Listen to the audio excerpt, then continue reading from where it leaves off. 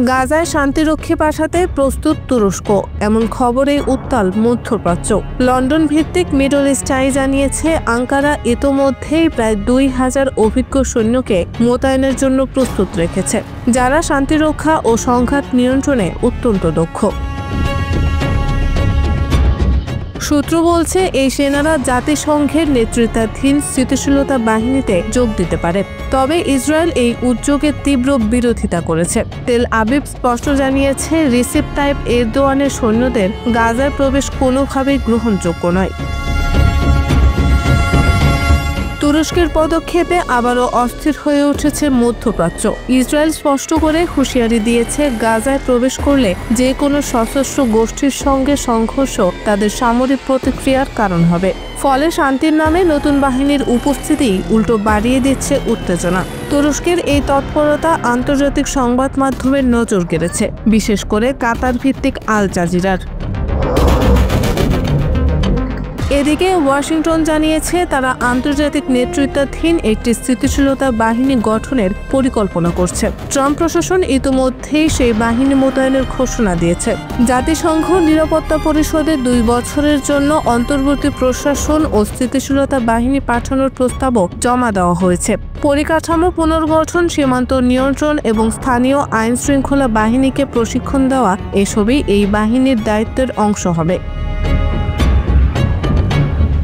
গাজায় স্থিতিশীলতা ফেরানোর নামে শুরু হয়েছে নতুন অধ্যায়। একই সাথে যেখানে চলছে অস্ত্রের ঝনঝনানি আর কূটনীতির চালচলন।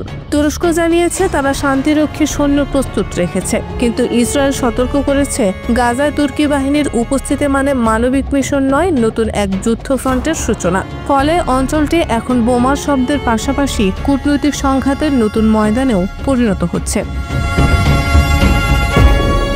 তেল আবিবের করা প্রতিবাদ এখন শুধু কূটনৈতিক পর্যায়ে সীমিত নয়, তৈরি হয়েছে সরাসরি সামরিক উত্তেজনা। ইসরায়েল স্পষ্ট জানিয়েছে, গাজায় তুর্কির রিজার্ভ ইউনিটের প্রবেশকে তারা নীতিগত সীমা লঙ্ঘন হিসেবে দেখবে। বিষয়টি ইতিমধ্যে যুক্তরাষ্ট্রকেও জানিয়েছে তেল আবিব, যা নতুন আঞ্চলিক টানাপোড়েনের ইঙ্গিত দিচ্ছে।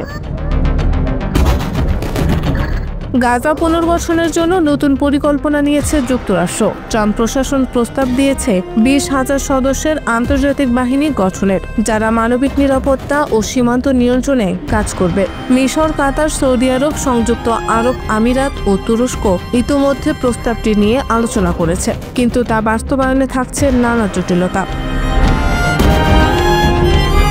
বিশ্লেষকরা বলছেন, এই বাহিনীর প্রধান কাজ হবে সাধারণ মানুষের নিরাপত্তা নিশ্চিত করা, সীমান্ত এলাকা নিয়ন্ত্রণ রাখা ও ফিলিস্তিনি পুলিশকে প্রশিক্ষণ দেওয়া। কিন্তু এই পরিকল্পনায় ফিলিস্তিনি প্রধান প্রতিরোধ গোষ্ঠীর নিরস্ত্রীকরণের মতো জোরালো শর্ত রয়েছে। এই শর্তটি গোষ্ঠীর সম্মতিহীন হওয়ায় বাস্তবায়ন ভীষণ কঠিন বলে মনে করছেন অনেকে।